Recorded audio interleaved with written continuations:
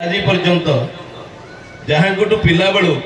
जहाँकर अनर्गल काट्य जुक्ति प्रसंग भित्तिक जुक्ति जहाँकर सबु प्रसंग रे सबु सब्जेक्ट रे जे मु तो कहबी बोधवे ओडिशा रे एभली वक्ता विरल आज उपयुक्त व्यक्ति को आमे पाइचे मुख्य वक्ता आकार आमर आज सौभाग्य आम शुणा पवित्र महाविनायक पीठ पाद तले जो मैंने आसी जो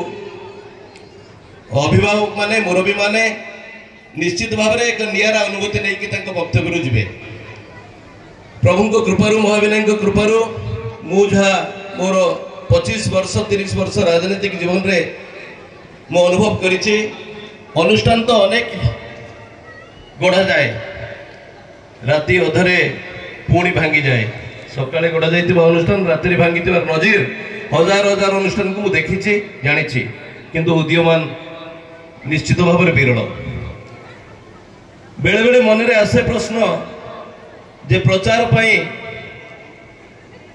अनुष्ठान तो अनेक तैयारी हुए ये अनुष्ठान से भली नुहे तो किंतु परवर्ती पर्याय जिते मु लंबा समय साधारण जीवन में बिताई पाखे देखी पाखे पाई कारण मु साधारण जीवन में मोर मूल पुंजी मूल लक्ष्य से गरीब गुरुबा लोकंर पाखे छिड़ा हवा साहाय्य करवा समाज मुख्य स्रोत को आनिबा से धारा मु उद्यमान को ढंगे ढांचार देखी तेणु उद्यमान अनुष्ठान मोर गोटे व्यक्तिगत अनुरोध कहबी कार्यक्रम तो ठीक रे लोक मान पाखे रखुंट कार्यक्रम को आहरी अधिक शाणित करने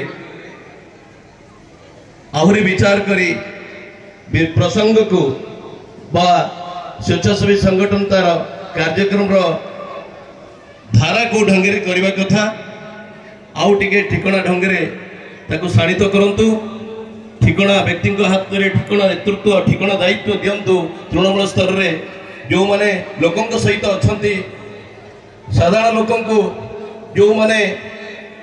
सब बेले सब समय सेवा साहाय्य जोगाउछंती जो माने अनुष्ठान रे से दिगरे अछंती से मानको प्रमुख भाग को आणंतु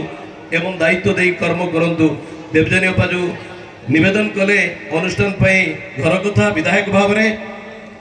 पर मते